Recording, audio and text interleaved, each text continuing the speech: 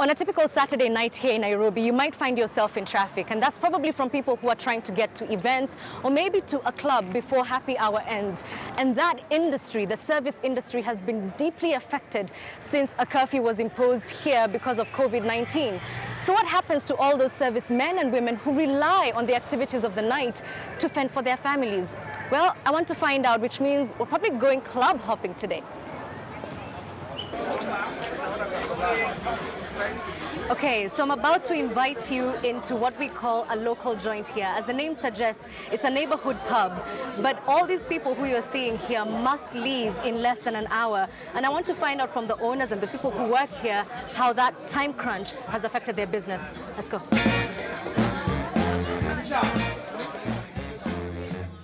On a normal weekend outside of curfew restrictions, what would it look like? The normal numbers will be double the one that you're seeing behind us right now, when things will be actually normal. In fact, right now, as we speak, people are actually preparing to go home. You still have staff who have families to be sustained. So how are you working that out? So we've come to an agreement that we must be able to make ends meet for both of us, both the business and both the employees. So basically what we are doing is that we've actually given them a salary cut. We found some people who also say they want to give us their opinion about the curfew and how it's affected them and their partying. This curfew is affecting us very much. As you can see, I'm taking flash, my liver. What is flash? I'm flashing drinks because of time. They want to close here, yes.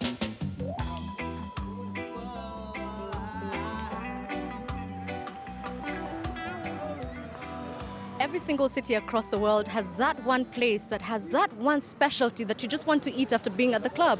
Yes. And here in Nairobi, it's no different. But these men and women who prepare these dishes are now being forced out of work early. And I want to speak to one of them who's just actually closing business, how life has been since the curfew. Before, I would open from around 5 to 10. I would buy around 2 buckets of meat produce, but now I'm buying about half a bucket. It's truly unbelievable to think that this is a space that was so vibrant about half an hour ago, but this, I suppose, is the effect of the curfew. The time now is 21:17, and I'm just going to walk you through some of the spaces we've been through so that you can see the difference. This is the pool table where just a few minutes earlier there were people milling about, having a good time. That's the backyard garden where we were at earlier. And the noise that we're hearing in the background are the few staff members who are left to lock down, and some of them actually have to sleep here because of the curfew. For the neighbors, it's really good news because no noise from 9 p.m. But for the owners, it must be really stressful because they're literally having to shut down 8 hours before they're normally used to. This is usually the time when people in Nairobi leave their homes to come into the pubs. But this is the state of affairs right now. We're just about to complete our tour of the nightlife circuit, and one thing crossed my mind. As we're driving through these streets, I noticed that there's a significant group of people missing, commercial sex workers. We might not like to talk about them or even admit it, but they do depend on the nightlife. And obviously now, without any supply or any demand, there's no need for supply. But the question is, what are they now doing? Where are they? I tell you, this night work is good. You can get lucky sometimes and make up to 2,000 shillings. When work is bad, you can get up to 1,500. When it's really bad, you get 1,000. On average, what would you say is the biggest difference? If you can give me an idea of what you used to make then and what you're making now with this side hustle. Right now, I'm selling bahias and it's not paying. I can get 300 shillings and my kids are up country. I can only keep 50 shillings to buy some food and the rest I'm sending it to them. I can't eat a lot. My house is actually about to be locked because I owe them 18,000.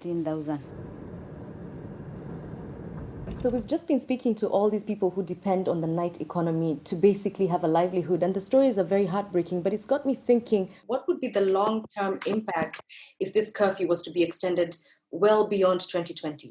We're now coming to what I call an apocalyptic moment where people literally are going to be challenged as to how to feed themselves and how they're going to make ends meet. So we're talking about a very dramatic exponential kind of move that's coming. And I just don't feel that people are adequately prepared for it, or that government has given it enough thought.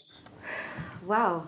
I mean, it's always risky speaking to an economist, isn't it? Because you never know if what they're going to tell you is going to be good news or bad news, but that's a serious dose of reality.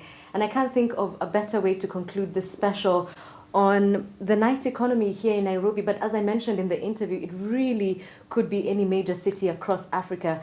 And I hope that this information was valuable to you. Thank you for watching.